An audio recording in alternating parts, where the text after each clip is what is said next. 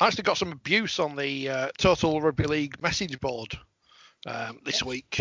I know. Someone was talking about Gary Schofield. You heard of him. He used to be on this programme. And he will be again in the future. People don't hear when we say all the time he's not got Wi-Fi. They think it's some kind of joke, but no, he hasn't. And they said of this programme, let me find the quote from our friend Ramon Rojo, or Rojo, I guess. I watched Mr. Schofield some time ago on that Forty20 thing on YouTube. He seemed to be a popular member of the four-man panel. I never took him to be talking twaddle. Caught up with the more recent Forty20 stuff, and he's gone missing. The panel is now down to Phil Kaplan and a large-looking chap I have trouble in understanding. So that was nice. That's nice of Ramon. So it's all positive in the world of rugby league. 4020 not live. Just start the program with having a go at people. At least someone's watching. Have we already started? I've started recording. This is how it works. Because I was sending someone a text just then. No, that's fine. There's no degrees of. This is not Inside Super League. This is not the Super League show. This is very much rough and ready. There are edges to it. I was actually on social media saying there was someone on there saying, "Can you please tell us what's in John Davidson's story for those of us who can't access it?" I love that. And I should have come up with more sort of creative responses than "No, we need to eat." That's I haven't really got any further than that so far. But anyway. Could I just say it's great to have Steve on again, a man who has gone from the most itinerant follower of rugby league to the hermit. Yes, I'm a lover of the great indoors, Phil, and you could always probably see more rugby league in front of your screen, which is a revelation to me after going to 100 games a year, the things you could see if you stayed in front of the TV. But now you can only see it if you stay home. So it has been a complete switch of positions and philosophies, and I'm quite comfortable right here in my Leeds in Crisis t-shirt. I mean, thanks for wearing the merchandise, which does get a mention in my column this month, which I'd forgotten to write and still have to finish. But don't tell Phil that. I never heard a thing. I mean, last time, Steve, you were with us was back in the Radio Yorkshire days when you were plugging your first book, and now you've got another book to plug, which we'll talk about later because there's plenty to talk about with that. How have you found 2020, the generic opening question on all podcasts these days? How have I found 2020? Yeah, it's been interesting. I mean, are you talking about from a rugby league point of view, or are you talking about the whole perspective? No, I don't want to get too philosophical. I mean, my thought when it started was that the contagion is us, and we've been polluting this biosphere, and I really believe that it's the contagion is just an antibody, and we're actually the bad thing. So I think we've been kind of kept in control like a bad rash over the last sort of 8 months. We've stopped flying and stopped driving as much, and we stopped playing rugby league. I'm not sure whether that went against the interests of the planet or not. I'm not sure. But yeah, so I found it interesting to be a bit detached because I wasn't going to and from work every day. So my routine didn't change very much. So a lot of the interest was actually in the impact it had on other people and the way it has affected them, and kind of like more almost a bit of Schadenfreude where, this is how I live. You know what I mean? I just go to the post office once a day. That's an adventure for me now. So, and that was the case before March. So I found it intellectually intriguing, endlessly fascinating would be the best way to sum it up. Yeah. And from a rugby league perspective, which of course is the opposite end of the philosophical spectrum. From a rugby league perspective, I found the goings on in the NRL really interesting as far as them, they're being very brash to come back early, and also the sort of amorality of the TV networks who just said this is a great opportunity to pay you less money, and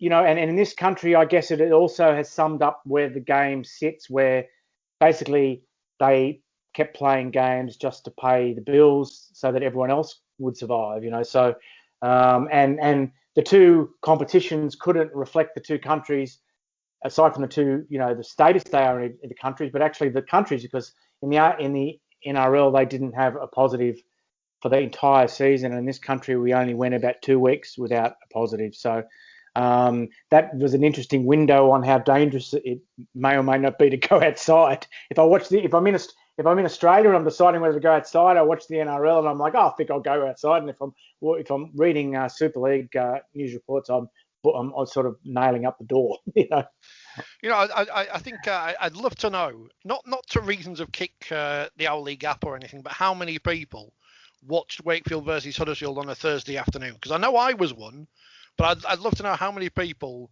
watched that game just for the sake of a game which did it mean anything at that point? No, I don't think it did. Apart from Luke Robinson getting a wing. We actually broadcast that game in Australia because Jimmy Smith, who you remember from his days at Salford and from several clubs in Australia and is now a media personality, just like us, he and I, mainly him, I spotted that there was an opportunity there because the games that aren't on television in this country, there'd be a market for them in Australia. This is before our league, before lockdown. And we had one glorious weekend where we showed Wigan and Cass from Cass on a Friday night, a non-televised game into Australia. And I must admit, I had tears in my eyes, and to think that you could think of something like that and then you could actually do it, being a journalist all these years, all you do is think of things and write them down and then you just go to the pub, so not sure. Yeah, not anymore. Yeah. So and of course then everything happened, and since we've got back from since the games have been back, initially we could show the games, but there was a lot of toing and froing, negotiating, and there was no contract put in front of us.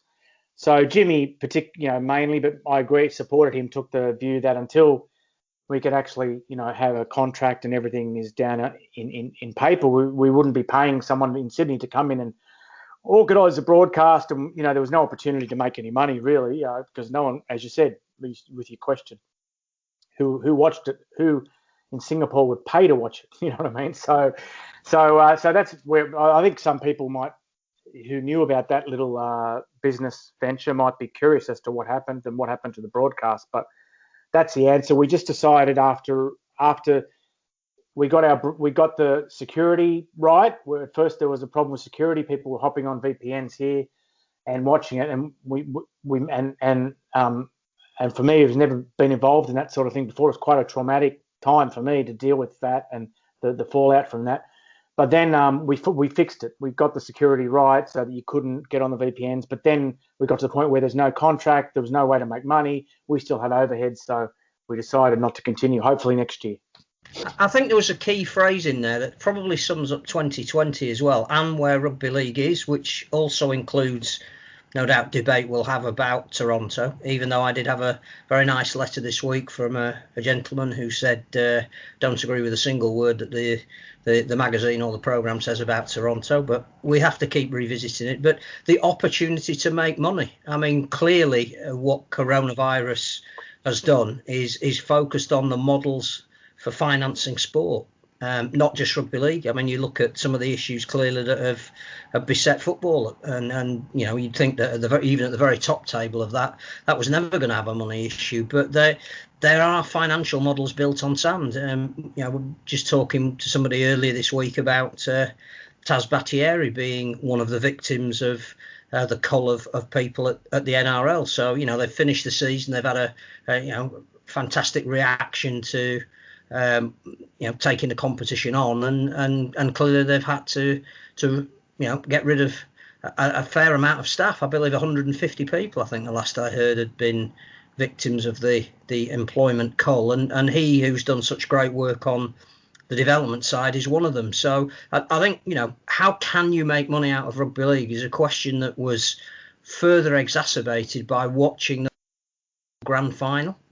Because you come away from that with two feelings. One is, that's why I love this sport. There have been holes in the road for the whole of 2020, and the players have consistently been the ones that have filled them. And then you think, But if it's so good, and if the world can now see what maybe we can see, why have we never been able to sell it? And it's that double-edged sword that you're euphoric with what you managed to, claim to witness by having the good fortune of seeing it unfold in front of your eyes, and all the evangelical statements you've made in your life about this is the sport for anybody who loves sport. And then you think, will anything change? Can anybody make money out of this? How do we best capitalise on this? What's the follow-up for this? And Steve will have seen that even, well, certainly as many times as I, probably more, because he's done it on both sides of the world. Yeah, there's two things in there: how to make money from rugby league, and the other one is the sort of grand philosophical, how do we sell this? I mean, I saw little slivers of crisis equals opportunity in tiny little ways. The tiny ways were things like, for the first few weeks of lockdown with Mascord Browns, I was getting 10 orders a day, and I was going to the post office, weighed down and doing my back in because people were stuck at home and they were just buying rugby league stuff. Big League in Australia fell over, which was the weekly program covering all the games, and there's a website called leagueunlimited.com. They, men and women after my own heart, started doing a PDF program to cover for Big League's absence. Then we started printing it, and that was a fantastic experience, for me, to get involved at something like that. I've looked at the backbenchers and the designers and all that from a distance for 25 years, and so to get my hands dirty and produce a magazine and sell it, and Phil, you do that every month, and it's thankless, but you hold it up at the end of the month or the week, and you go, wow, for better or worse. So I did that. So that was a bit of crisis equals opportunity, as far as on very, very small scale. Whether those things survive COVID coming back, will Big League come back next year? We're not doing Mascord Browns next year, but whether it's worth my while to continue in that industry, I don't know. But that was an opportunity for me to learn new things. But anyway, it's not about me. On the bigger scale, the game in this country being on its knees, should have been and still might prove to be an opportunity for some outside interests, be it venture capital, be it the NRL getting involved. So, I think maybe you only answer those questions in the most dire of times. And I think the jury's still out as to whether they may be answered as a result of this period in this country. The grand final then, you were there, Phil. Good on the telly. I know some people would have preferred more tries and everything. But, sometimes defences are on top, as they were in this one. And we had potentially, because you don't want to go early and say this is the greatest thing that's ever happened in the history of rugby league. There's never been a finish like this, blah, blah, blah, blah, blah. But it's certainly one that will be remembered for a long time to come. I think we arrived at Hull and thought there's an element of relief. We managed to get to the date that had been set. Enough games had been played to make it credible. Before all the lights were turned on and the show was unveiled, it was a question of, can we get to the end of the 80 minutes and just put our hands up and go, that was enough? And perhaps it would have been. We got the top two teams there. They played the best regular season round, and I think we were all thinking 80 minutes and we can put the pens away for 2 or 3 months and see where the sport takes us. There's a couple of big decisions coming up in the next month or so, and basically, as Steve sort of hinted at, do you reset? Can you get out that blank sheet of paper? Is this one of those times, like he's writing about in Two Tribes, that occasionally you'll look back in the history books and there'll be those moments where 1895 happened, 1995 happened. Is this another of those potentially on the horizon when you look back? And then at the end of the sort of 82 and a half minutes, if you include the video replay of that extraordinary last couple of sets of 6, you think this is more than that. You've just been privileged to be at a sporting occasion that will be replayed over and over again, whether you're a rugby league fan or not. It was our Aguero moment. I think that was said almost instantaneously. It happened in the ground, particularly by reporters that cover football as well. You can analyse it as much as you want. You can point to the magnificent stats of some of the players on both sides, but that was pure theatre. That even transcended sport. You know, that Zach Hardaker's goal kick fell marginally short, and with probably, we thought, maybe 2 or 3 tackles left, as it turned out, virtually one full set, a team would go 100 metres and come up with the most unscripted of finishes to a season that you've not been able to tell from one week to the next how it was going to finish. It was the most fitting climax, and it was the most dramatic. I think because we got that, we're just all incredibly lucky to be involved in a sport that can produce that. I thought it was the greatest thing I've ever seen. I'm not scared of sweeping statements. I mean, I thought I was, I sat here on the couch and I had a few beers and I was quite emotional by the end of it. After the year we've had, I mean, and all the things that we say about the game and the way we get down on it and the way we have already been in this program already. We've only been going for 15 minutes or something, and we're always saying what's wrong with the game, and yet, people say the players save us all the time, but the game saves us. You know what I mean? So, there's something about the rules. There's something written into that's the thing, isn't it? That's the key thing, which I hope to get to the bottom of in the book. Is some people think the magic is in the places the game is played and in the classes who play it, and if we share it around too much, we'll lose the magic. If we have Perth playing Paris, then that's not really rugby league, And so the deeper question when we have these schisms is what really, is rugby league, and that I think that was, last Friday night. That's when you can have a video in the dictionary, when you can just point. Do they even have dictionaries anymore? But that is what you'd point to. That's what rugby league is, and it isn't restricted to a place or a class or a time. It's just something that's codified. It's in the rules. It's in the pay. It's in the history. It's in the vibe, the mood, the observances, the traditions. They all sort of coalesce, and they produce occasions like that last. It defies any further intellectual analysis. I think it was just a piece of magic. It was we were touched by greatness just by watching it. I think the only, you mentioned, how often do you see things like that, and is it the greatest ever? I can remember feeling similar watching the 2015 NRL Grand Final and the Thurston moment, if you like, and this ranks, of its, at least it's equal. In terms of sport and drama, it's the water splash of the modern era. In that you can imagine the primary host broadcaster will be rolling that out, that climax out as often as they need to in generations to come, and I think the stories behind it made it as well. The absolute broken emotions on one side, and I tell you what was strange being in the ground. Clearly, there's no crowd. So the atmosphere you would normally get at a moment like that, you're almost shocked that it's taken place in virtual silence. But all of the St Helens players crowded around the big screen, and on most of the games that have been televised, there hasn't been a big screen.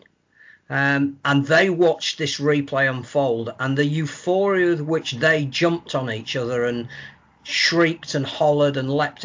There may well have been 70,000 people and all the equivalent there. It was absolutely unbelievably raw, dramatic emotion, and it's hard to find the words to describe it. It's hard to even give you a flavour of what it was like at that moment, but it meant so much to that group of players who'd worked so hard to get to that's almost the essence of sport. I am mindful that we don't want to shove a 19-year-old into the spotlight and make too much of him, but the presence of mind to A, chase up the kick, B, power Bevan French out of the way, and C, put the ball down to win the grand final for your club. It's a shame that Jack Welsby hasn't been all over the TV just to tell his story, on the breakfast news or whatever. I mean, I've not seen him. Not that I watch either channel, because there's people on either side I can't stand. But how do we capitalise on, Steve, you just said it's the greatest thing you've ever seen. How do we capitalise on that and get more exposure? Well, it's difficult at the moment, isn't it, mate? Because you're not allowed to someone, and everything's been done the way we are. We're just doing it because we've got no money. But even media outlets who do have money are doing it this way. So it's very hard to do. I mean, also what you said about putting a 19-year-old in the spotlight, I violently disagree with that, because that's the job. That's what you sign up for. You're a professional athlete, and really in normal times, Betfred would be putting him on the talk show circuit. You would hope for a week at least, or radio, TV, just shove him down the throat of every producer. But you can't do that at the moment. So it is that, and again, it speaks to so many different things. It speaks to me with how the game here is just locked up tight, culturally and in the media, where people in this country think they know what rugby league is, and they think they don't like it. And the only escape for me is outside the borders of England. To me, I've been coming here since 1990, and I can't see that level of recognition that you're discussing for Jack Wellesby or for St Helens or for the grand final eventuating. And, I know I was here in 1990 and 1994. Not in 1990, I missed the Kangaroo Tour. I was here earlier in the year, and then 1994, I was here with the Kangaroos. And I saw billboards here in London, and I saw back pages in the Nationals. But that's gone backwards, and I just can't see, with the atomisation of the media, with everyone having fewer reporters on staff, with budgets shrinking, I can't see them suddenly again taking an interest in a sport that's been steadily declining for the last 30 years. I can't see an escape within the borders of England for the sport in this country. But what I saw was a small sport that had an opportunity that no other sport did, to reach an audience that other sports in this country can't, because how small it is, and because the sport's non-existent in North America, particularly. So there were no boundaries to break down. There were no local leagues to get their noses out of joint. It was a blank slate, and that's where I saw the opportunities for the game in this country. But the people running Super League and the Super League clubs didn't see it the same way. I think you're right about Wellesby. I think I think what we've said during here on this programme is that we marvel at some of the young talent that is playing in the NRL, because that's really the only benchmark that we've got. As you say, there's 800 full-time professional players, and the best and majority of them play in the NRL, and we are the competition of the Northern Hemisphere.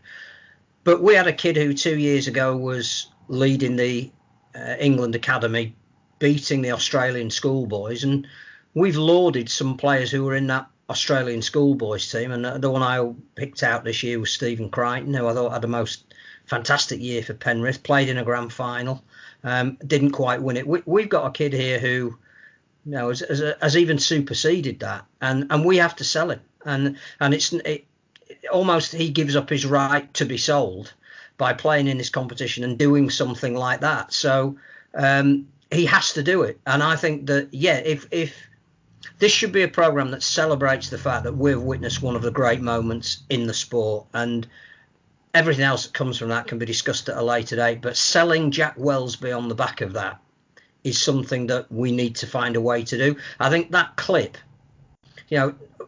I get Steve's point 100%. We're not going to get a lot of people that are going to sit down and watch 80-minute games and take a team and get passionately involved in this sport. But when you've got a clip that is as dramatic as that, then you can sell that. And if you can sell that it's a 19-year-old kid, and if you can sell the ethos that the very last play of the very last game, he chased a lost cause and it proved to be the winning one, that's a great story that you could tell on any sporting network, any sporting radio station.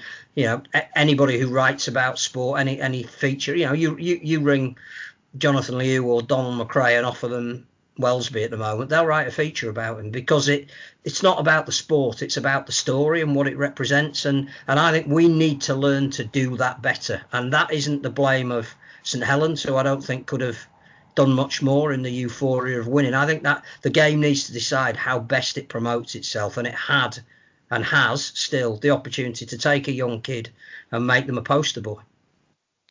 That 2 minutes of action from Zach Hardaker's kick to the try, it's not on the BBC website, and this is not a dig at the BBC before people go on that high horse, but every week, every day, they've got clips of Major League Baseball through the season, the NBA, the NFL. Yes, the highlights of the game are on there. But as you say, we're living in a society where people want to see 90 seconds, 60 seconds, 30 seconds, 10-second clip of something. It's not there. Someone at Super League should be putting that clip. I know it's on their own social media, but that's only talking to ourselves. We need to talk to a wider world and show them this amazing moment of sport. Even if 1% minus 0.1%, I don't know how many people go on and watch a game in the future. At least there you're promoting an amazing part of the sport rather than just some Burke acting an idiot on social media. Yeah, but I know they have secondary rights, but it's not their content. So it's primarily a Sky property, and the BBC with a long off season ahead. Why would they bend over backwards to promote a Sky property? They've put the match highlights up there. It's not there. It's not. The only thing I would say to that, Steve, is they promote baseball and they have no rights to that.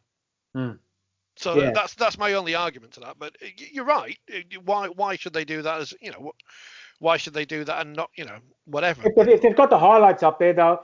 Like those little clips of they're either the purpose of them is a fan saying wow, or a rights holder saying watch my stuff. It's from a news point of view. If you're doing I might be wrong. Phil might correct me, but if I'm doing a news report on that F1 clash, right? I'd be giving it context. If I'd be doing, I think there's also metrics that say that 3 minutes or more on social media plays better, reaches a bigger audience than 30 seconds.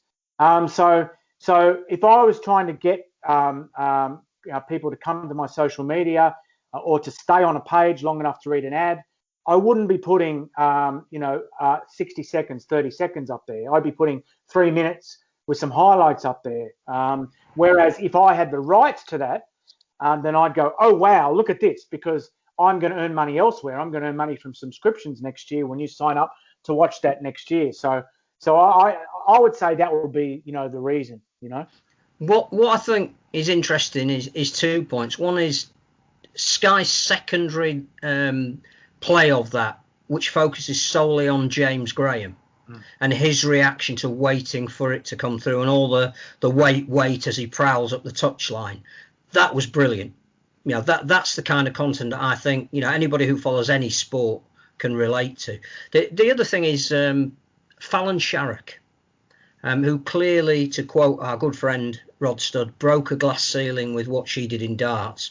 Now, the way that was handled on social media by Sky and the other media outlets that picked that up, I think that there is a case there for saying there's something there that we could do a little bit better. What I don't want to do is this program to degenerate into something that it doesn't need to be, because I think for once we've got something to, amongst ourselves as rugby league fans, absolutely celebrate. And I think we need to focus on James Bentley making 69 tackles, and we need to focus on James Roby being man of the match, and we need to focus on some of the extraordinary performances by the Wigan players in defeat. Sean O'Loughlin's dignity in the way he handled the whole occasion, and Saints' for giving him the guard of honour when he came up. There is so much good to celebrate. The fact that Joe Burgess played on with a broken jaw, and Alex Walmsley played on one leg. All of that, I think we should be focusing on tonight, and not necessarily getting bogged down in how do we sell the game better, because I think there's a bigger issue there that Steve's written so eloquently about North America, and that it isn't necessarily about the name of a team or possibly the name of an owner. It's about how you perceive yourself as a sport. And I think that debate is going to continue, and clearly whoever the 12th team is and wherever they are geographically located will bring that all back into focus over the next 10 days.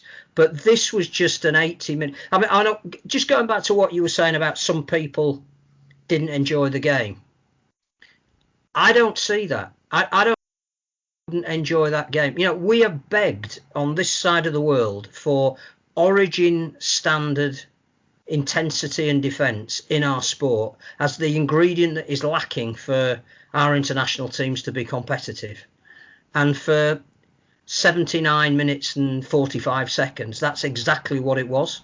It was so gripping, so absorbing that great teams cancel each other out in any sport, particularly in the final of anything. You know, the number of World Cup soccer finals that are 0-0 because the best players are on the field, but they're all the best players. Therefore, there are no gaps. You know, the Rugby Union World Cup finals that, you know, have come down to one moment of brilliance because for the other 79, the forwards have just been so good that they've denied the opposition. We had all of that, and yet we came up with a climax that, because of the rules, because of the qualities of the guys that play the game, because of this never say die spirit, was fantastic. And I just think this is the time to focus on that.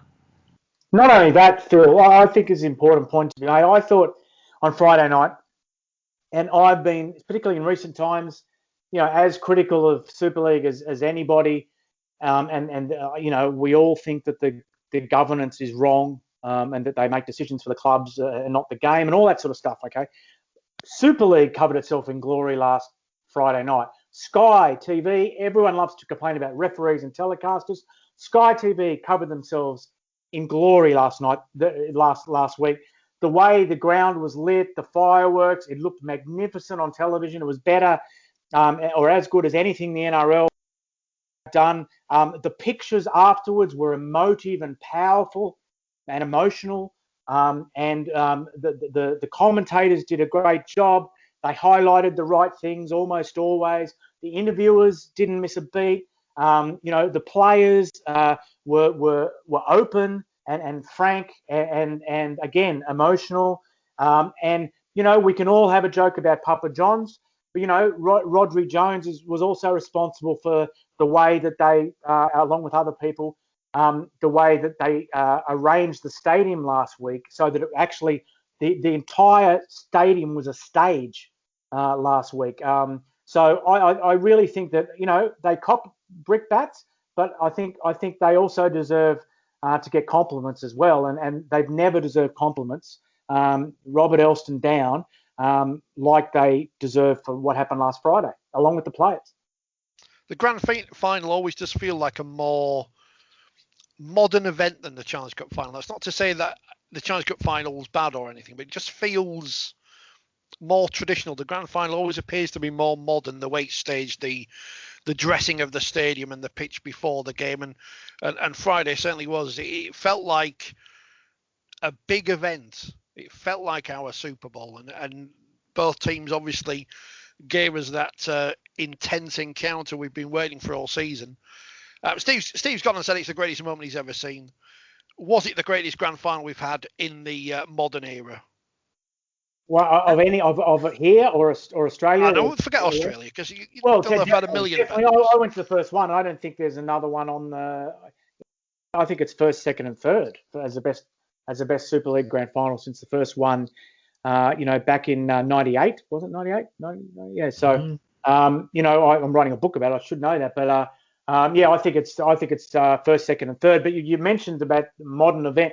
If I wasn't going to call this book about the 1997 season 2 Tribes, I'd call it Fireworks in the Daytime, because that was a sort of one of the hallmarks of trying to sort of jazz up rugby league in that period, was to have fireworks, and it didn't matter if you could see them or not. So you'd have 3 o'clock kickoff and there'd be fireworks, and I think that really is the reason that it seems like a more modern occasion, because you can just do more at night. It's just better visually at night than the afternoon, you know. What it did highlight, and again we've talked about events, the need for events, is the fact that the Challenge Cup final was a triumph this year for almost different reasons. A different game played in the afternoon at a national stadium.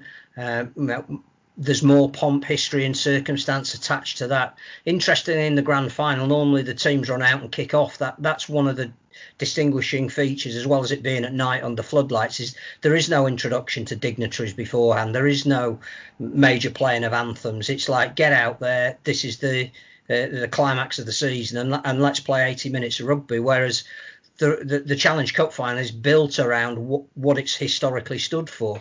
And I think you got that contrast more than ever this year. And both the BBC and the way they staged the Challenge Cup final and the game it produced, which was probably more open, but again, a point in it and equally as dramatic in its way.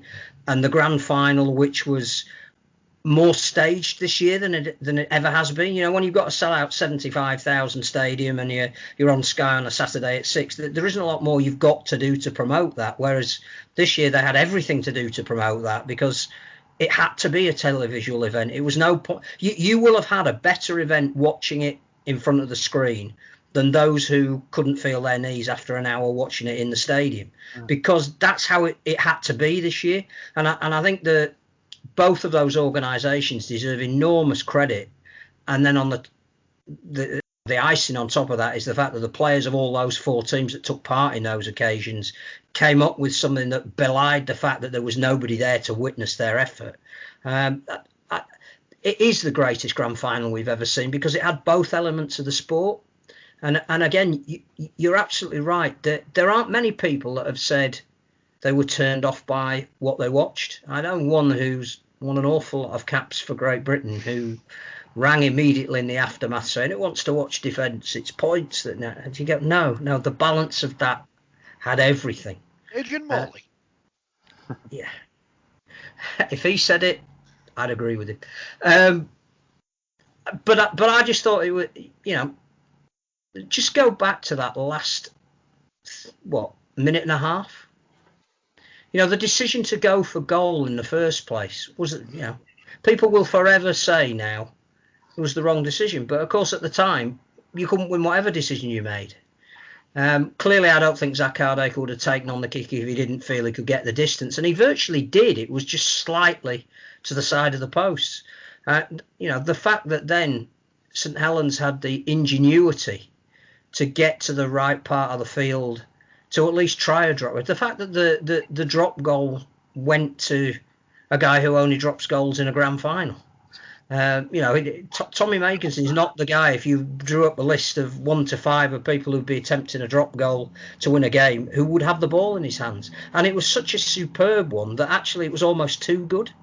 And then for the ball to bounce down, and Bevan French, who probably was the most likely player in the Wigan ranks to break St Helens open. They did really well to close him down for a lot of the night, but every time he got his hands on the ball and in space, he was the danger. You could tell that it was going to revolve around him. For him, just in the blink of an eye, to be deciding what it was he should be doing, and for a young teenager to steal his thunder, I just don't know. Steve's written all his life, brilliantly. Not right that. It was one of those, sit back in a chair and go, open a bottle of port, get out a cigar and just revel in it. No, but then don't you sometimes, you're watching a game like that and you go, something's going to happen here. Some crazy shit is going to happen here. You know what I mean? Like, like a minute and a half before that happened, I had that feeling. I just it's going to go into extra time, but more than that, something more than a golden point's going to happen, because it just had that thing I tweeted about it at half time, just saying this is what an incredible spectacle it was. And you just, if you watch enough games in your life, you can smell them. You can smell them coming. You know what I mean? I think we were reconciled to golden point in the stadium, which of course would have been a first. And I was just reveling in all those that had to file on the whistle, who were about to jump off the top tier of the KCOM stadium and then had to rewrite everything anyway. But I think we thought this is great, because the 1 year that we wanted something exceptional, we were going to get the first golden point grand final, and we never got there. Disappointment. We're all looking forward to that history-making moment, and now we'll just have to make do with the greatest finish we've ever seen. Always wanting more. I'm trying to work out where to go from here. Unless there's anything else you want to say about the grand final that hasn't been said. It defied description. We've just spent 40 minutes trying to do the impossible, to describe the indescribable. I'd just pick up on a point of Steve's by saying that the post-match was almost as impressive as the game. It said nothing will ever take from the game. But I think in that moment of high drama, to be able to ask the right questions, to elicit the right... I mean, Jenna Brooks' interview of Adrian Lamb was theatre. Her intention was not to make Adrian Lamb burst into tears. But when he almost did, it's like, there's a perfect interview there. James Graham, who clearly didn't want to be interviewed because he wanted to be making sense of what had just happened and running off and hugging all his mates. Almost he's giving the interview while he's backing away from giving the interview. You balance that against, our good friend and columnist Louis McCarthy-Scarsbrook turning John Wilkins' interview into pure slapstick.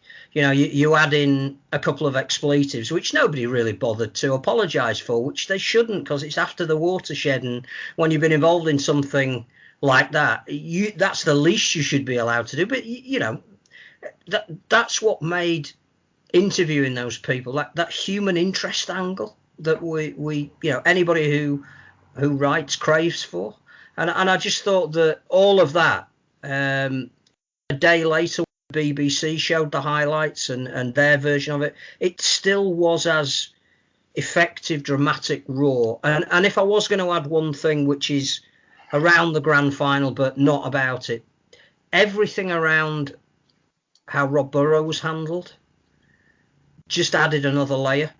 We don't need to go into detail about who's doing what, and I think the coverage Kevin Sinfield today and what he's doing is just exceptional, and the fact that the money on his Just Giving site has exploded since he did his first marathon, great. But I mean, having that documentary to bookend it, and everybody talking about Rob, the program being in aid of MND research, I think everything that Super League did, that the people who were around the event did, just hit exactly the right note.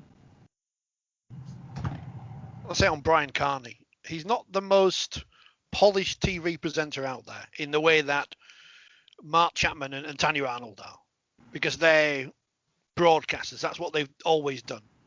But there's something about Brian Carney that you can't teach, and that's why he's really good at what he does. And I really enjoyed that post-match stuff as well.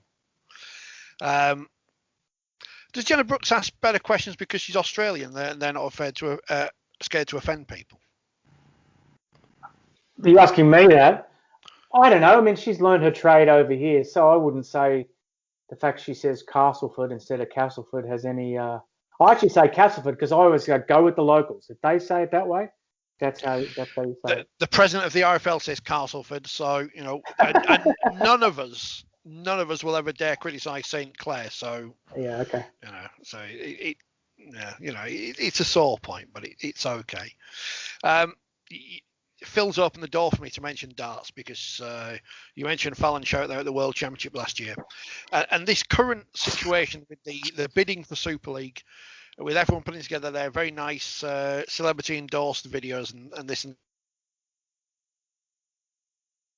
that. Of the splits, which was the BDO in 1993, didn't want to allow professional players to make more money and sponsors to make more money and more events to be on TV, and hence the World Darts Council was formed and it became the PDC. And now in this year where they can have no crowds, they're still financially stable because they've made a fortune in the last few years selling out arenas for people sitting 10,000 rows back, not able to see a thing, but still paying 25 quid to go watch darts. Are we in that situation now where the BDO then wanted to keep the game for their committee men and counties and all the old-fashioned stuff, and we need I'm asking this as a devil's advocate, a fresher approach, a more business-like approach to make more money and make things better going forward. I kind of think it's interesting because I part of me thinks that Super League, some of the head honchos of Super League are sitting back laughing at the media speculation about, you can buy them for a tuppence now because they're struggling so much, because they know this venture capital money's coming and they're just laughing at us now. But assuming that that's not the case, of course they need it needs to be ripped up and done again. And of course they need the players don't need to be playing as many games as they're going to be playing next year, and of course we need more teams winning the comp and making the grand final than we have now. All those things that we talk, I watch, I'm a viewer, so all the stuff that you talk about each week is true. The question is, which the way we started this program, is whether the current malaise is created the environment where someone's going to come along and do this stuff, and we don't really know. We've read that the NRL are interested in buying Super League. I just wonder, what would that entail? What does buying Super League mean? And what would happen if they tried to impose an NRL style, like an integrity unit here, where they caught paper bags to players in McDonald's car parks? If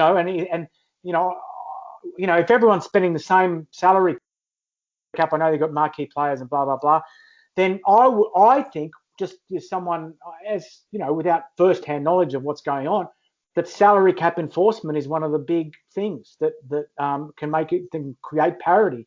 And so I'd be really interested to see if the NRL actually sort of, basically took over Northern Quarter or wherever they move to, if they get back together with the RFL, if the NRL swept into that office, what they do and what impact it would have on Super League.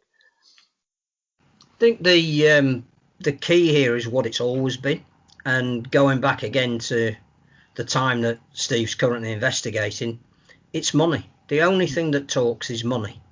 And this sport here will only change with a huge injection of capital, and that's not reliant on owners. And huge is also a relative term, because huge in the sense of Premier League football is about an elbow. But to take a big minority sport and inject some cash into it to make it a small major sport, in terms of overall investment in the sector, is not huge. And I think that we have a lot of owners who have done astonishing jobs to keep their clubs going, who would now like a return on their investment. And to get some third party coming in who might see the value of what this could be and realise that for a very limited amount of money could take it somewhere else, I think it now has become actually more interesting than it probably was before coronavirus, which is not to decry in any way the efforts that everybody's made to get through it. It actually possibly makes the whole thing a little bit more exciting, and it also brings people together, that maybe the NRL have now realised that they can't go it alone, that they might be the biggest fish in the pool that they swim in, but they can't expand that pool on their own. They could put another team in Brisbane or New Zealand or Perth, but would actually change a lot into, the Pacific Islands is probably more of an important development area for them than, putting another team in another city. But if they were to use the Super League footprint to get into North America, and they feel that that's a valuable market that perhaps Super League hasn't exploited the way they would have done, if they feel that China is a place that they could get into now, because bad timing in Australia, Phil. Bad timing. Yeah, but but maybe it's perfect timing. Maybe it is perfect. Now, we're almost at war. But you know what I mean. That I picked that deliberately on the basis of the fact that that it's timing like this that entrepreneurs love. It's seeing an opportunity and saying, for what is relatively risk-free investment in terms of the amount involved, we could be, if you're on the bottom rung of something, the returns are much greater than trying to buy in when the ladder's already right at the top. So I think, is it coincidence that the NRL and Super League are starting on the same weekend this year for the first time? Who knows? If you're a conspiracy theorist, it's the first step to getting the NRL to buy a portion of Super League. I just think there is a willingness now for the competitions to work closer together and to see that there is a limit to what they can do in their back garden, but there's perhaps a bigger world over the hill that they could go and plant a tree in. Yeah, I think the way it was explained to me that if sort of venture capital investment, they like to buy in low because then they have to, like 51% of Super Leaguers, they want that to be not much. So they'd like a bad TV deal. They like to get a TV deal and then build it up. But from what I've been reading, the clubs don't want to. The clubs are very reluctant to hand over 51% to an entity that is just motivated by money and nothing else. And they probably have the sympathy of their fans by using that reason to decline an approach. But I think if the approach came via the NRL and it was from elsewhere in rugby league, it'd be much harder for the owners to take some sort of moral high ground. Oh, we're not going to sell out our game, because rugby league wants to buy rugby league. What's your reason for not? Because the NRL clearly have more than a profit motive. That they make profit out of rugby league, so their interest is in making rugby league bigger. So it'd be very hard for the owners, I think, to claim anything but self-interest if they were to turn down a takeover approach from the NRL, which is why, in its own way, the next 12 months was just as exciting as this time last year when the Wolfpack were coming up to Super League, and we all thought, wow, won't that be incredible? We know how that ended, but like the next 12 months, because of these whispers about venture capital and NRL interest, and is just as exciting, for the game. Do you think we'll ever go back to Toronto, Steve? Oh yeah, I'm going to try to get back there. There's a few rock clubs there and some restaurants I want to go to. I think. What do I think? I've got someone sent me some stats about Toronto too, but I think it might be possible that a club might go back there playing 3 or 4 games a year and have a name like I don't. Let me put it this way: I wouldn't be surprised if we see an Ottawa style model somewhere down the track, but with the team playing half their games at. For instance, if Ottawa stayed at Hemel and played half the games at Hemel and half the games in Ottawa, then I see under that model, it could happen. So I think yes, I'd like to think the game would go back there. I mean, it really disappoints me that they didn't even get a phone call about. So you definitely don't want to play in League One. You definitely don't want to play in the Championship. You sure? No one picked up the phone. That was disappointing. And also, those of us, you talk about ivory towers and stuff. I went to games at Sheffield and where else did I go? Rochdale. I went to Summer Bash, and you guys would have done this too, and met people who had flown over from Toronto. They'd flown from Toronto to Batley or Dewsbury to watch a team, and then Batley, not so much Batley and Dewsbury, but you know what I mean. The towns of that ilk then said, "We don't like you. Don't come back." You know what I mean? It's like, it's ridiculous. The stat I've got here, which is from someone who claims to know. Since COVID, UK clubs have received 300,000K to 500,000K in furlough, on average 400K UK government loan per club, and 1.2 million TV money if you're in Super League, right? David Argyle owes players and staff 1.4 million. So next time someone tweets you about, it's not a sustainable model and he didn't pay the players, et cetera, they're the stats. It is a sustainable model if they get the same benefits as other clubs, not more. And if you look at, like in Australia, new clubs get more. They get benefits. In the AFL signs players and gives them to expansion clubs. They give them the first draft pick. They give them allowances. They're allowed to pay players more because it's in the long-term interests of the sport. In the case of Toronto, they got nothing from the centre at all, and I know they stuck their hand up for that, and that was really dumb. But you have to remember that every time you say it's not sustainable. And I think that's the difference between whether it's Toronto and whether you ever see another game there, or whether it's the principle of how do you expand into new markets? What resource do you need? What's prepared to be part of a strategy to do that? And that's the question that we haven't asked. We looked at an owner who didn't fulfil his financial commitments towards the end. We've looked at another owner who some didn't think had put forward a sufficient enough case to be granted that club to take it on. I think what we do know is that there is a market there. Now, how you exploit that, if you want to exploit that, what it would take to exploit that, I don't know what advantages you would have to give them to establish that. That's the stuff we never want to talk about. And I think we've come to a point now with, again, perhaps the NRL getting involved in rugby league in the Northern Hemisphere, where they're saying if you're showing a relative lack of ambition or resource to be able to or want to do that, then that's where we might suddenly be very interested in what's going on over there. I think the other thing as well we've got to be ruthlessly honest about is that we are not producing enough players here at the moment. We have got some really good young players, but we haven't got enough of them.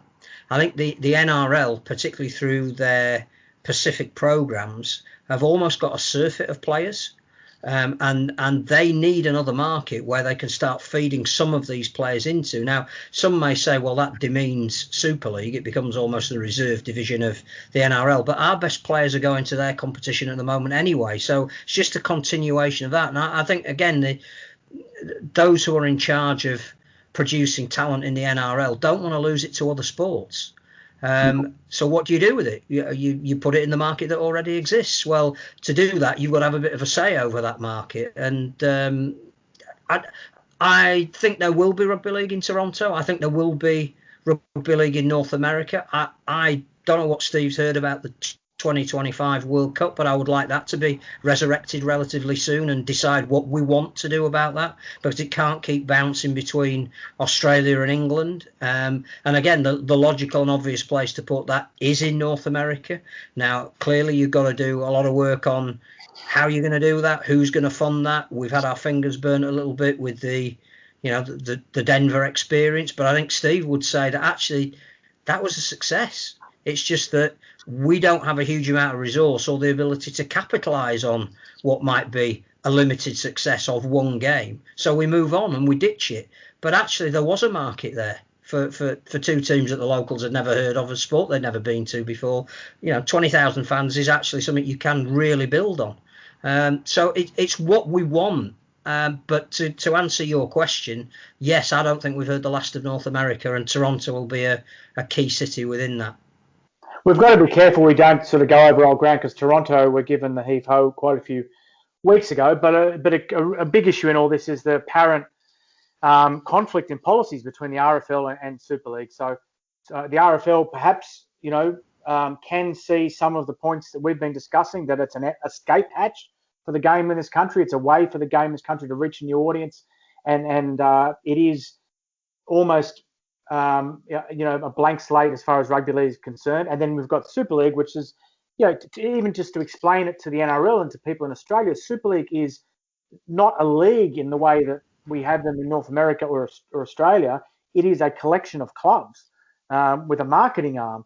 And so Super League were handed a club they didn't want, and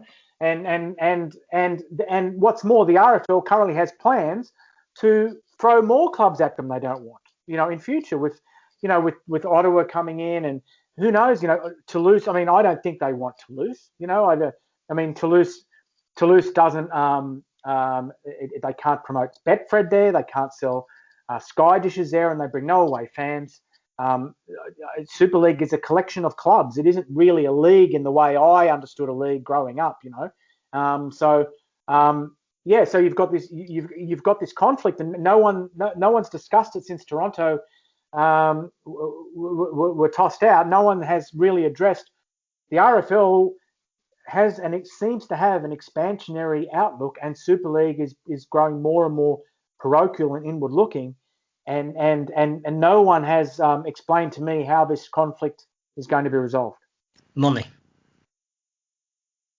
Offer the club owners in Super League more money, and they will find a way of accommodating what that money wants. And that is the answer too for the World Cup. The World Cup is basically like it's the World Cup. People think of it as we're going to have the World Cup in America. The World Cup is like a rock concert. It's like a tour. It's like I'm the manager of Kiss and I'm going out on tour, and I'm like, do you want to put Kiss on in your arena? Then it's going to cost you this much money. And at the moment, the World Cup is not as popular as Kiss. You know what I mean? No one wants to put that concert on. So at the moment, Kiss are staying home. And at the moment, the 2025 World Cup is not on because no one wants to put it on. That's it. It's like the Commonwealth Games. We'll host it in Birmingham or something. It'll be all right. We'll find somewhere eventually. Maybe France can host it again. As we've mentioned, Toronto, and obviously we are looking to fill that spot. I'm just concerned at the minute that because everything is fought on social media, every single issue, be it large and important or completely irrelevant, we've got this phony war going on where, as I mentioned last week, celebrity endorsements are now involved, video packages. Lee have started to release their bid document a page at a time. There's a page a day they're releasing. I get this awful feeling that we're going to end up with the decision made in a couple of weeks, but people have already decided it's the wrong one based on what they've seen and not what actually has been chosen on by the panel of those who are deciding. Yeah, I think there's that's always going to be the case. Whoever gets it, there's going to be an outcry, clearly. I do think that conspiracy theory abounds in all walks of life at the moment, and I think a case was made very early on that because the conditions have been set out to include a certain club, that it was nailed on certain that club was going to get the decision. I wish life was as simple as that in many ways. I think Steve's right when he starts talking about, Toulouse, and what you'd have to say about Toulouse's bid is that, is it in any way different to Toronto's bid? Unless they suddenly said in big red letters at the bottom of their bid, by the way, we've got a huge television deal to bring to the table. Is that any different to what Toronto were offering? I don't know. My worry is that we're making this decision purely for short-term expediency. By agreeing to only give the club that comes up £1 million, you are almost setting a trapdoor underneath them to fail, in which case you're doing it for all the wrong reasons. But we'll see. Lee have done a 430-page document, I'm told. So if they're releasing a page a day, they'll have finished next season before we'll know which division they should have been in. I only muted Steve. Steve, you have to unmute yourself because people would moan that you were making a cup of coffee. Can I unmute you? You'll have to do it yourself. Sorry, Steve. Yeah. I think he was letting the cat out. Sorry about the noise. No, I was just getting more power. So I've got a question for you, Richard. How long does it take how good is your Wi-Fi? How long does it take to upload this file? It depends. Sometimes it's quicker than others. No, but someone suggested, Phil, that Toronto should actually apply to replace themselves. That was me. That was Phil. Yeah, it was you. Yeah, it was you. They should apply to replace themselves because the voting system is far more amenable to them. It's 3 RFL, like Toronto. Absolutely. 3 Super League and an independent chairman. So Super League, they probably the best of the applications could be actually Toronto. But anyway, yeah, I think probably I think that there is a strong underswell of support for Bradford, and Bradford has been a basket case for the last sort of decade. Anyway, yeah. I can't remember if you said this when we were off air last week, Phil, fully in subscribing to the view that whoever doesn't come up or whoever isn't given the place is almost in a stronger position because they can actually build a team. As great as it is to have a stadium and plans and famous people who like you, how many of these clubs, and I know many of them are signing players at the moment, have a squad which will finish 11th in Super League next year? Because if they don't, they've just done some fancy documents that will see them back down in the same division the year after. I was having the exact conversation with John Keir as we were leaving the stadium on Friday night, socially distanced with masks on. And I said to him, from a purely Bradford point of view, would you rather be in the Championship, build up your support base, go back to Odsal in a time frame that makes it achievable for renovating it to a standard that brings it back up to Super League, but winning something so that you can take that groundswell of support with you, in the knowledge that if you're replacing a team that's being relegated, you put half your squad together, you've got your season ticket holders, blah blah blah, or would you rather be in Super League straight away? And he said, you're asking the wrong person, because, my aspiration as a coach is to always be playing at the highest possible level. So if we can get into Super League tomorrow, that's where we want to be. But I still maintain that for a club like Bradford, privately, they would rather be rebuilding in a winning situation in the Championship and gaining promotion as of right, if we're still sticking with promotion relegation, rather than being thrown in with half the money and little time and a pressure to renovate somewhere rather than play at Dewsbury, which clearly isn't fit for Super League. But that's not going to be the issue, is it? The issue is going to be on paper who offers the best likelihood of taking up the challenge. I only think there's one candidate, but just because I think that doesn't mean there is. Super League's 12th club, good on paper, the proverbial on grass. That's what it could well be going into 2021. The excitement that we have. Benji Marshall, is he coming to Hull, Steve? Apart from the fact that Hull DML have already debunked this. They've debunked it, have they? They've said it's not true. Apparently. Yeah. I have no inside information. I'm off that beat now. I only know what I read, just like you guys. So he's a good draw card, isn't he? He gets bums on seats, Benji, and he's a nice guy. So yeah, I wouldn't mind seeing him here. You know what? I actually don't like transfer. Really, you talk about sort of an old man out of touch with just wider society. That's me. I find transfer, because I don't have a favourite club, I guess, I find transfer speculation just really boring. And I know it is it's the grease of sports media. It's what gets people to click and watch and read. But it bores me stupid, transfer speculation. Yeah, unless they're going to my club, I'm not interested. The man who is the number one fervent fan of Illawarra Steelers says he doesn't have a team to support. Yeah, well, they haven't signed a player in a while, Phil. So you never lose it. You never lose it. I heard Mark Broadhurst is coming back for one more season. That's I think the thing about Benji, without having any inside knowledge either, is that clearly Brett Hodgson is probably a brave appointment for Hull. Clearly he has links with Benji, with the team he's just come from. Clearly one of his statements was, I need a halfback. So you, as a club, that's exactly who you want to be linked to with Benji Marshall. But if it's true that he's looking for between around 400 and $500,000 a year, he ain't coming for that money. We haven't got it. I thought he was off to Leeds at one point, wasn't he? That was a great rumour earlier this year. That was a good one.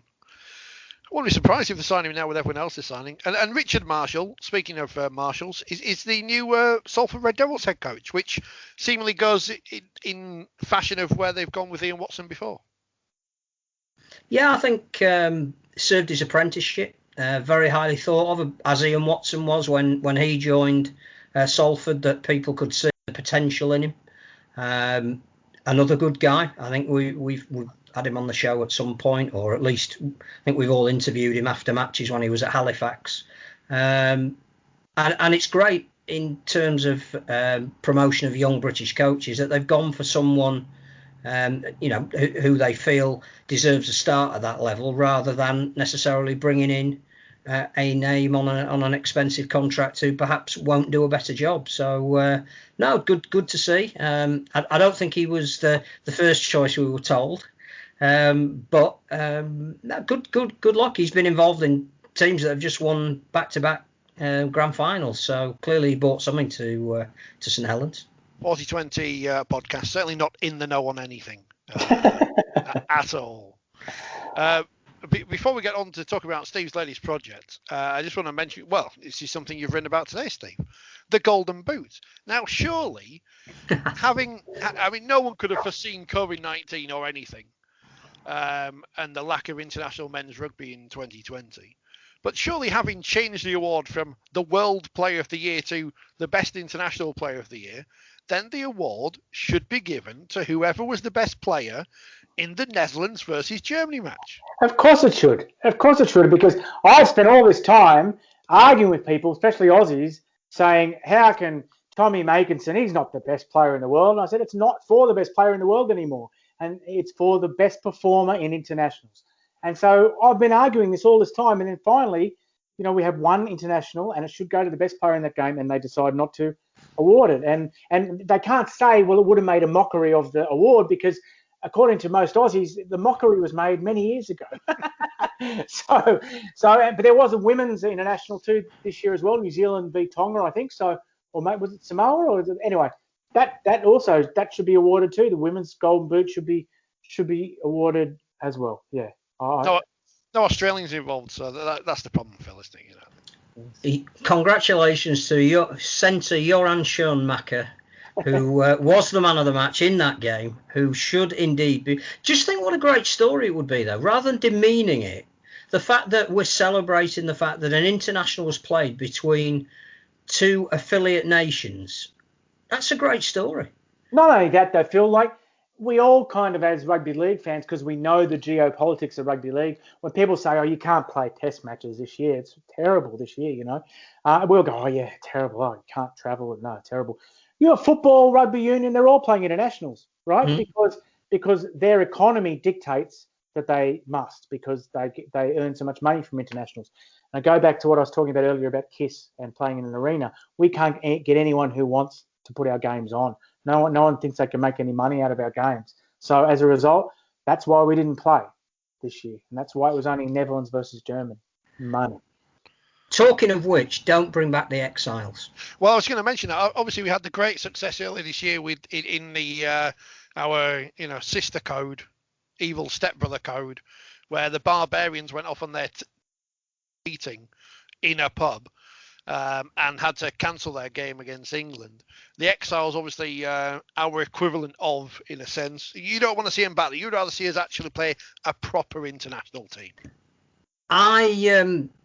I was talking about this to somebody today who is involved in one of the Super League clubs, and said, what would you think of the idea of a combined Celtic nations? And they said, why would that help? And it comes on the back of watching the documentary Once Were Lions and what do we want of the British Lions? Well, if you've got, you're looking for saleable product, things that might be of interest to external investors, then selling them the idea of national teams is a lot easier than selling them the idea of club sides. But if you're going to do it just for the sake of doing it, then there's no point doing it. You're demeaning a historic badge. But if you had a way of saying, well, at the moment, Wales, Scotland and Ireland individually are not strong enough to play England, but collectively they might, and that the end game of that was you're looking for places in a British Lions team every fourth year, then as a fan, I find that a lot more appealing than exiles, because the issue with anything is why did you stop doing it in the first place? And the reason the exiles petered out was A, not every club released their best players the longer it went on, because there's nothing in it for them. B, we were not awarded any caps because it was just sort of a collection of guys who happened to be here at the time. And C, the fans didn't know who to support. If you were a Leeds Rhinos fan, boo, boo, boo. No, but if you were a Leeds Rhinos fan and Conrad Hurrell gets the ball for the exiles, you ain't going to boo him. You've learnt to love that man. So this mate against mate stuff doesn't work. But if you start saying to Michael McAlorum, go out there and smack Josh Hodgson because one of you might be going on a tour in 4 years' time, and you were really proud to wear that Ireland shirt, and you say to Regan Grace, the last time Great Britain went, they didn't think you were good enough. Do you want to go out there and run rings around your club mate, Tommy Makinson? I think fans would buy into that. And the ultimate aim of doing that would be to get Wales, Scotland and Ireland to a position where they were strong enough to play against a full Great Britain and French team on their own 2 feet. But in the interim, if we're looking for fixtures that are purely to give Sean Wayne practice games for the World Cup, could we not have a match against the Celtic nation, the Celtic barbarians, the Celtic crusaders? Well, the problem is that you can't, if you have England beating combined Celtic nations by 50 points in June, how do you market Ireland, Scotland and Wales in October and November? But I don't think it would be 50 points. Yeah, but you're taking a risk, aren't you? Taking a risk. You're trying to market the World Cup, so it's better to have England playing a team that isn't in the World Cup, But the Celtic nations aren't. What you're saying is some of the potential that could play for those Celtic nations are coming together to try and knock off one of the big guys. I'd watch that. Our Scower used to say England exiles. Well, I reckon this is the next step along from that. It's a tour trial, if you like, for further down the line. Lachlan Coote playing for the Celtic Crusaders, or I picked that name deliberately to annoy people. Up against Sam Tompkins. Why wouldn't you want to watch that? I think you could get 2 relatively evenly balanced sides, all out of Super League, or with a couple of youngsters thrown in of, perhaps outsiders of heritage, grandparentage, or whatever it is, who would make it a genuinely competitive game that fans would want to see. I'm ambivalent about the Exiles. I'm ambivalent. I don't hate them. I don't like them. I'm ambivalent. But they represent you. Because you're an exile. I am an exile. I'd like, the historian in me, or the train spotter, would like to see some sort of connection to the other nationalities team. Back in, 40s and 50s and 60s. Then you start to create, a tradition, a little bit. Some great players represented other nationalities. So, but aside from that, I'm ambivalent. Yeah. Bring back the other nationalities then. Brackets Celtic. It's not a very marketable name, is it? You can't imagine their Twitter account, other nationalities. I'd like to see Eddie Rombo come out of retirement to play for the other nationalities, to wind up the foreigners. Yeah. England versus the foreigners. We also do need to take France into account in this, because one of the things that is the great sadness is that, again, they need opposition whereby they can improve as well. And I know we spoke about it very, very briefly last week about the Catalan Dragons losing their identity.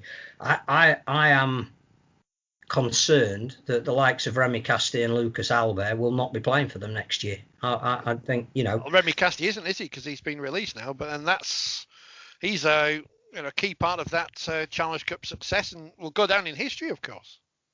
I think it's just a culture thing. I mean, I don't know if this is right or wrong, but I think teams represent a certain culture, and he was the embodiment of that, and you build around him. And I get that Steve McNamara is saying 35 and probably at the top end of the salary cap, and decisions need to be made about bringing the average age of his squad down. But to me, he's the guy you build it around and bring the young players in to learn off, and not the bloke that you get rid of. But when Catalan win the Super League next year without a single French player in the team, Steve can stick 2 fingers up.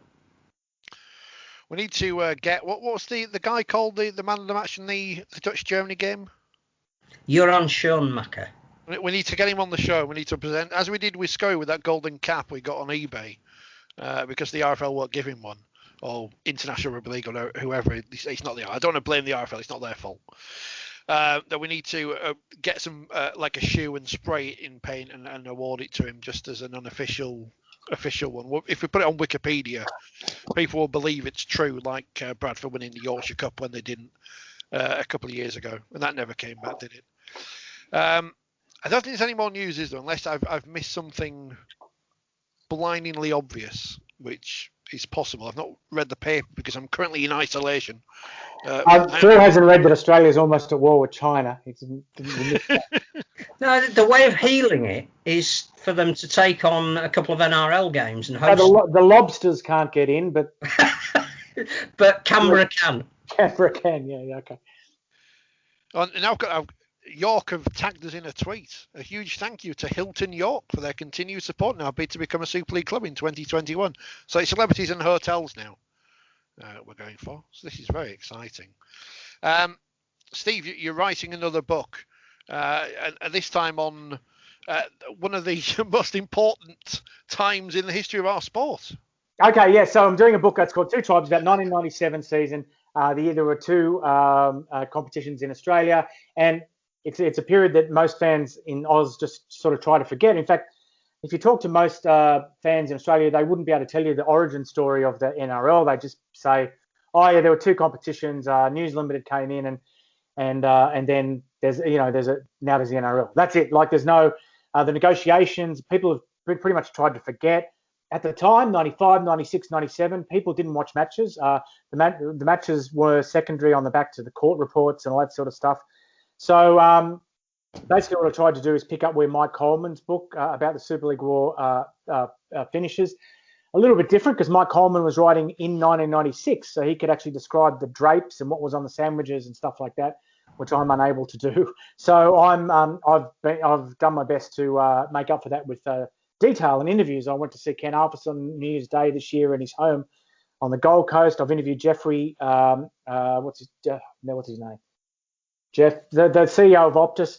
I've forgotten his name just for a second. Jeff Cousins, the CEO of Optus, who hasn't done. Neil Whittaker hasn't done a rugby league interview in about 20 years.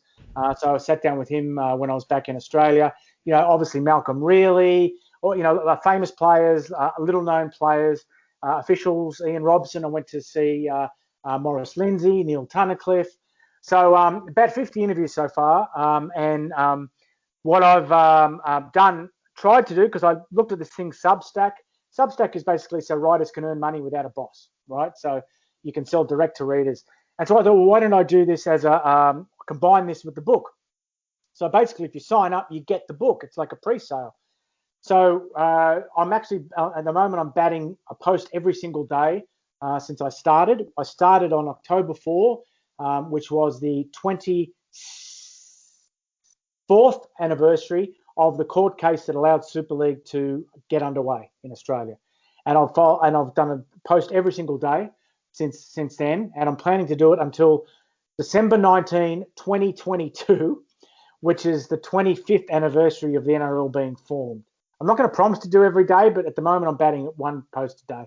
So for $45, you get all those posts, which is going back through clippings, liner notes, old graphics, videos, all sorts of stuff, audio interviews. I plan to put audio interviews up as well. You get Two Tribes when it comes out, and then you also get a copy of. Professional, look at that. Straight away. So yeah, I know it sounds like I've been waiting the whole hour and a half just to do that spiel, and I didn't quite make it. But I'm enthusiastic about it. I'm enjoying the process. I had to be convinced to do it, but now I'm really enjoying it. I mean, obviously what was I doing at the time? I was doing my GCSE, so I didn't have Sky, I didn't have any access to Australian Rugby League at the time. So this is a completely fresh period of history, because I was more bothered at the time about Wakefield trying to be merged with Castleford and Featherstone. That was the major drama for these three little towns in the north of England, who no one in Australia probably cares about. And you've got these big clubs being forced to merge and go up against each other, and the World Club Championship, which we all remember as a great concept, and Hunter Mariners and stuff like that. I'm fascinated to learn more about this period. Well, the reason we had it last Friday night. We had a game that was called a Super League Grand Final, and that was all because of basically the introduction of pay television in Australia. And this is from the period before my book starts. But basically, Kerry Packer, who owned Channel 9 and a bunch of magazines, he bought the TV rights, the pay TV rights for the New South Wales Rugby League. He had no pay TV outlets, so he just bought them because so no one else could have them.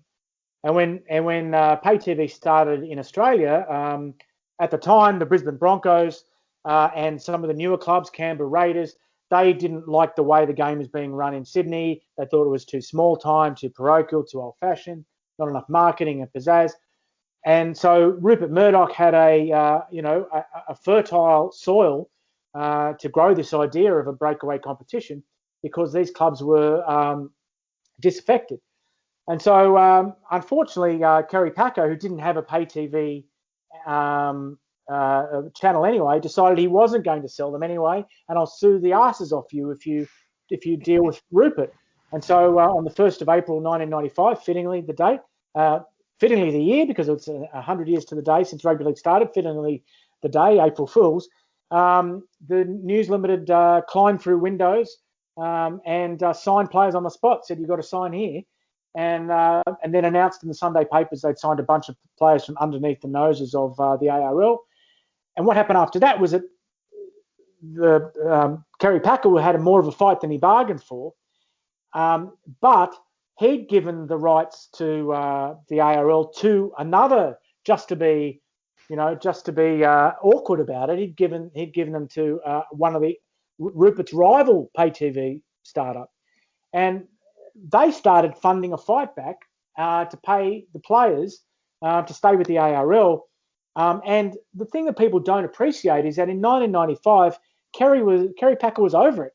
He went and visited Rupert Murdoch on a yacht in the Bay of Islands in New Zealand, and said, "Oh yeah, we'll give you some programming, some movies," and shook hands on it. But Jeffrey Cousins, whose name I couldn't remember a short time ago, Jeffrey Cousins was like, "No, I'm not gonna. I'm going to keep fighting. I don't care. You guys can do a deal. I've paid for all these players. You're wrong trying to come in and steal this competition and this game. I'm right, and I'm going to keep fighting, even if you guys want to make friends." And so as a result, we end up with 2 competitions in 1997, and it's a year that rugby league fans fetishize. You just mentioned Hunter Mariners and blah blah blah. People. It's funny, you get like, and perhaps not so much in this country because it was all about merging and it was all about franchising and all that sort of stuff. But in Australia, you get people who are like, I want to buy a Hunter Mariners jersey for $250 on eBay, and how good a player was, Barry John Mather playing centres for the Perth Reds and stuff like that, and they fetishize about it. It's like. And then you get others who are still very, very militant about it. There's like, that wasn't a test match because the ARL didn't approve it. So, the Anzac test, the first ever Anzac test, is counted by New Zealand and the International Federation, but not counted by Australia because it was the Australian Super League team in it. And some people on social media still get really angry about it. Brisbane didn't win the competition. There was no competition. They weren't in. They didn't play in 1997. You know what I mean? So I've tried to get to this sort of unravel that as well in the book, a little bit of that sort of, that sort of dichotomy, and try to basically allow people to make their peace with what happened. And, I don't want to quote Donald Trump saying they'll find people on both sides, but, I think there were. So I've interviewed quite a few of those fine people. And Adelaide Rams still have one of the better Twitter feeds. They do. I actually think I got a Facebook page called Dead Club Society, and it's one of those things where you don't have to put any content up there, and people like it every day. Like it. And I would like to actually put out every year matching the NRL gear, even go through the front door of the NRL and actually put out Adelaide Rams, Hunter Mariners, Annandale. You can get Annandale jerseys. There's a big list of defunct clubs, and I know people are doing it in this country too. They're just doing it on Facebook and stuff. So there's a big fetish there and a big market for dead clubs. I'd have a Sydney University shirt. Sydney University, yeah. I think they're still playing. I think it's one of the smartest business ideas of this year was Elgren being reborn and releasing some shirts of dead clubs so you don't have to pay anyone any money. I think that's brilliant. I think some of them are licensed though.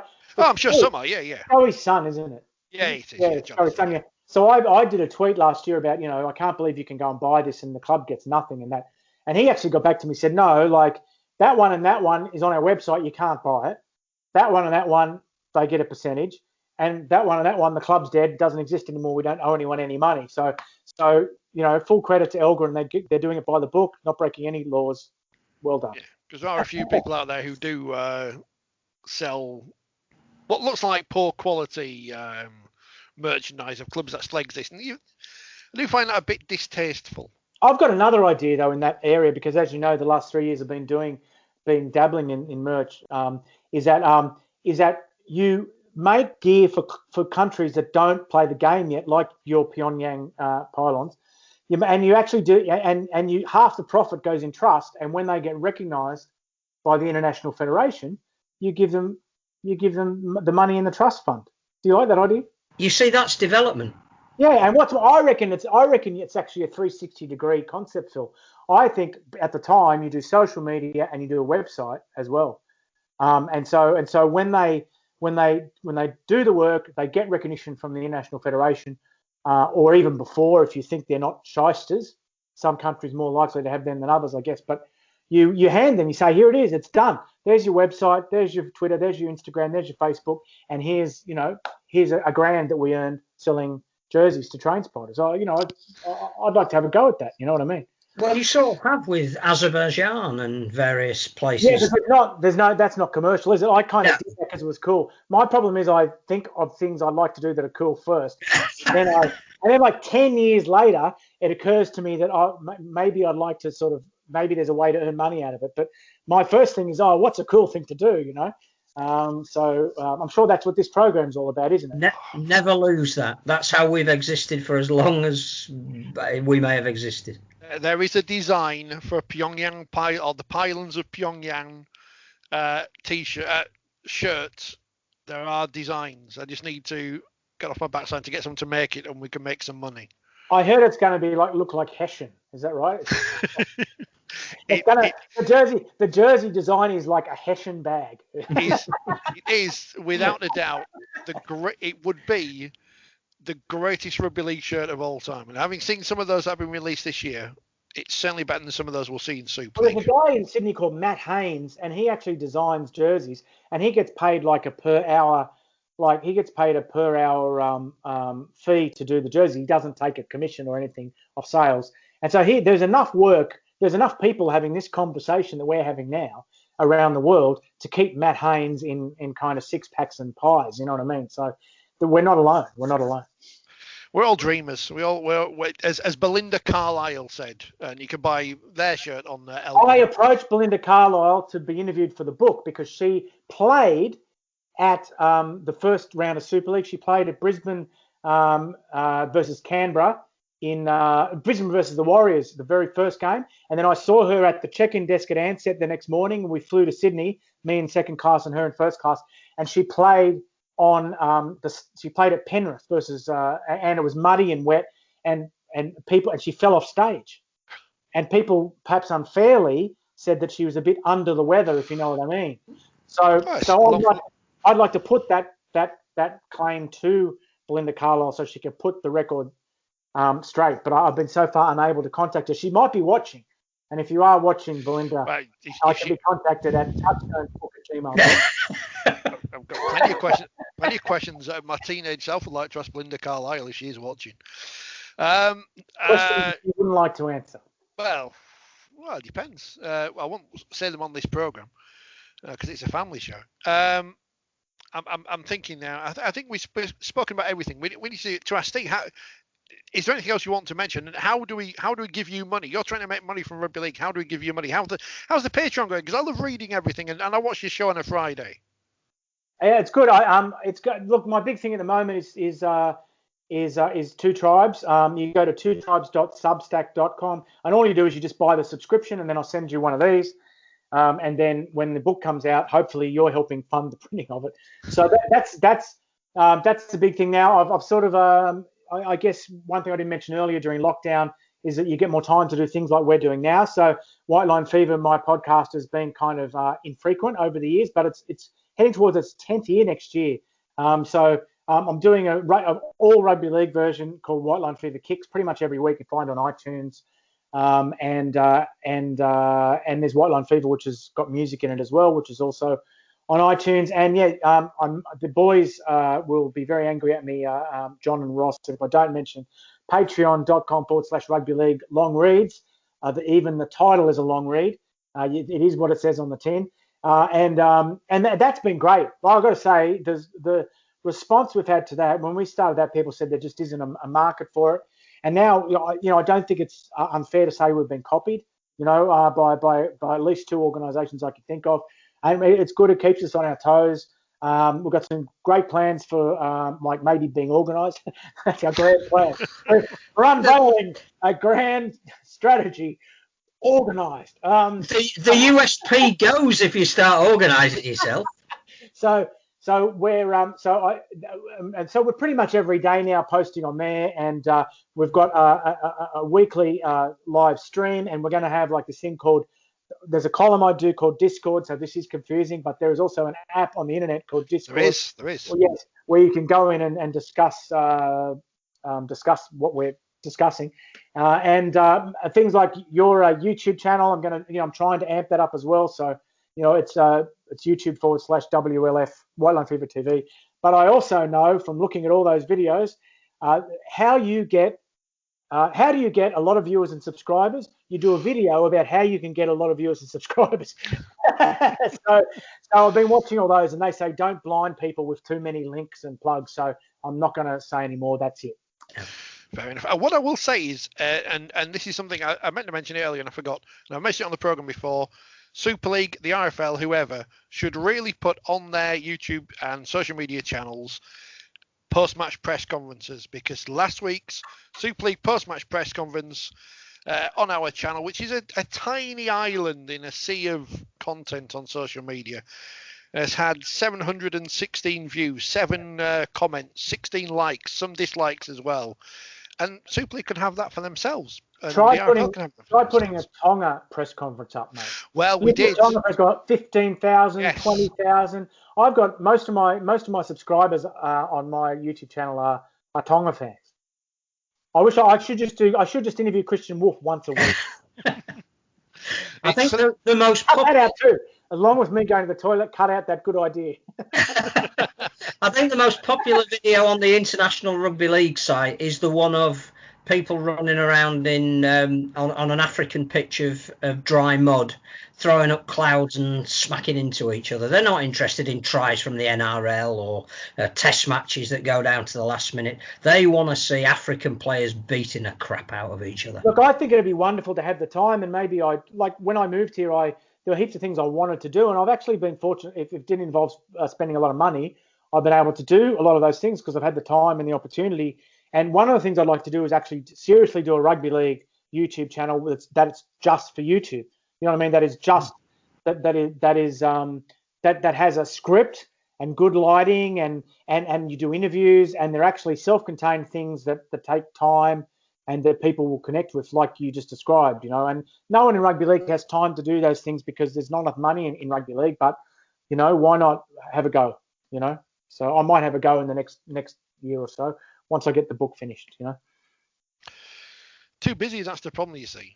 Whereas I'm too busy not doing anything to do everything I need to do. Too busy is the only man who's ever covered two games that kicked off at the same time on the same day and been at both of them. But isn't it? It's interesting though what you're doing at 4020. I'll ask you a question before we finish.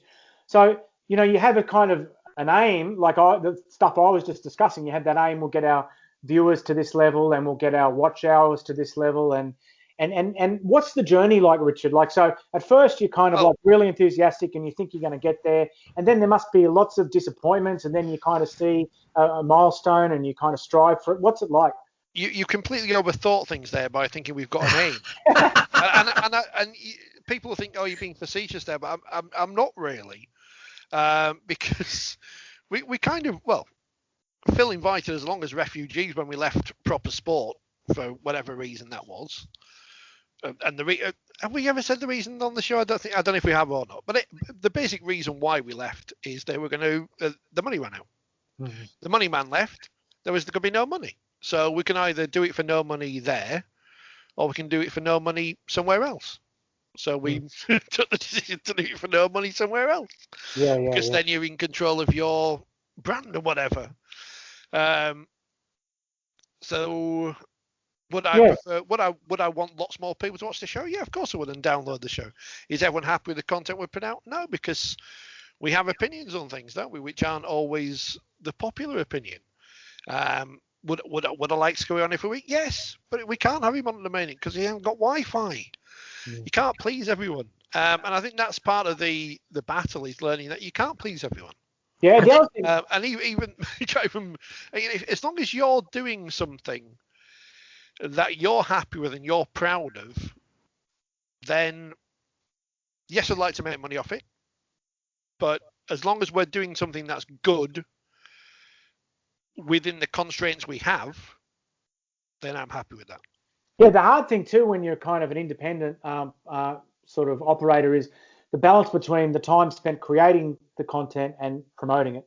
So you might have, I see show now with podcasts, there's news angles in podcasts all the time, right? You're watching, but no one writes the stories. Everyone just loves getting on the internet and talking and and interviewing someone famous, but the actual finding the time to then go back and pluck the stuff out and promote it and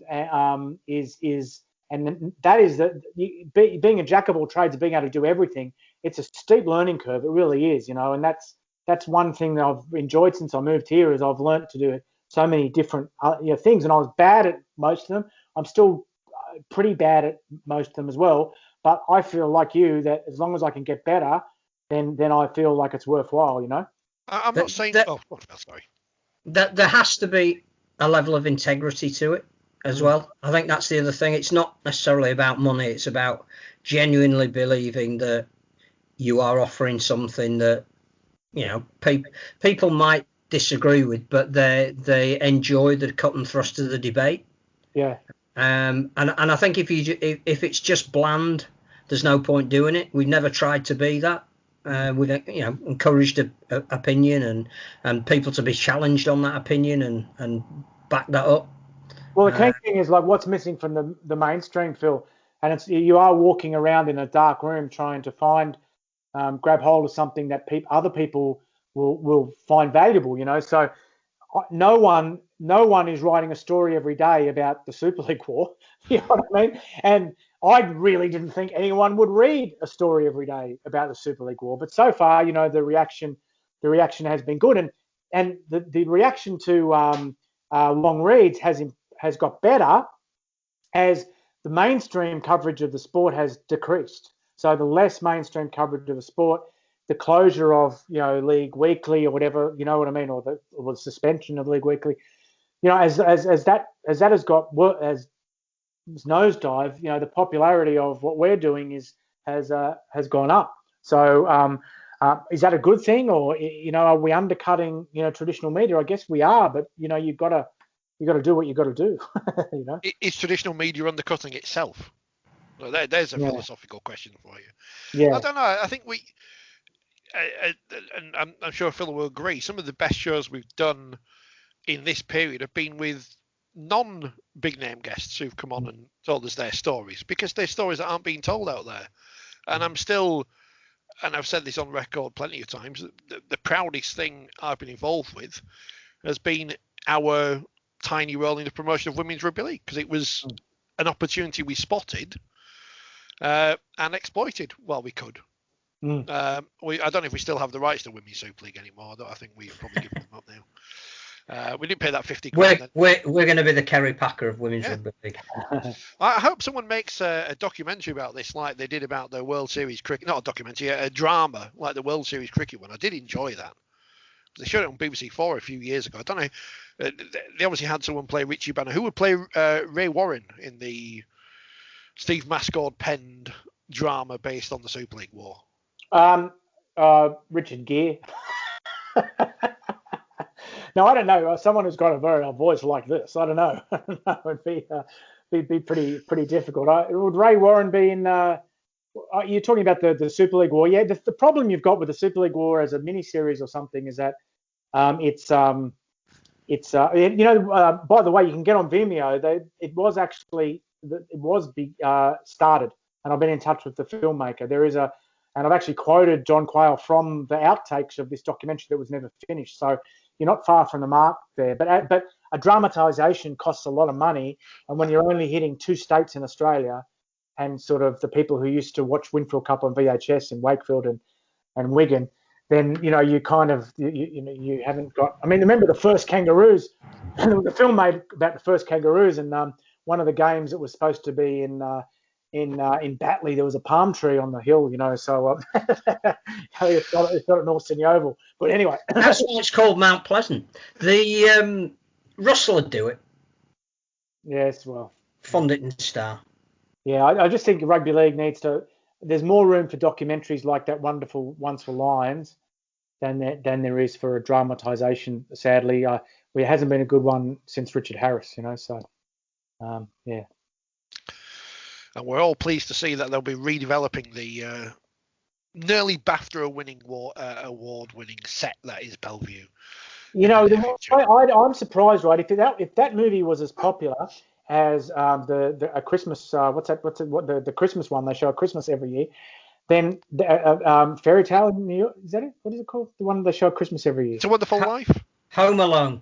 No. The one that's being edited this year because. Fairy Tale of New York. It's on Radio 1. No, sorry. I was quite shocked when he's striking women in that film, right? I'm predicting that eventually those scenes will be deleted from that film. But anyway, we should go now. I'm going to say we're getting onto a philosophical artist about do you re-edit the past? And yes. We do, because we re-edit the 1968 Challenge Cup final at the point where Wakefield scored the winning try, and nothing is ever said about it again. So I thought David Hinchcliffe had joined us there. Silence. Steve, thank you very much for joining us. A pleasure as always. It was a lot of fun. And don't forget 2tribes.substack.com. I'll write it in the description. Okay. And we need to get your mate Ross on, because we haven't had him on for a while either, since the Radio Yorkshire days. Russell Crowe. Oh, you won't come on. He's on the list of people I've sent an email to who have not replied. Steve, thank you very much for your time. Phil, magazine, you're working on the magazine this week. I need to write something. Be out a week on Wednesday. Right.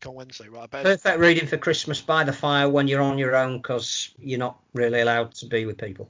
I've got to go and watch Once Were Lions so I can write about it. Thank you for watching. Like, share, subscribe, things you're supposed to do, and we'll see you again next week.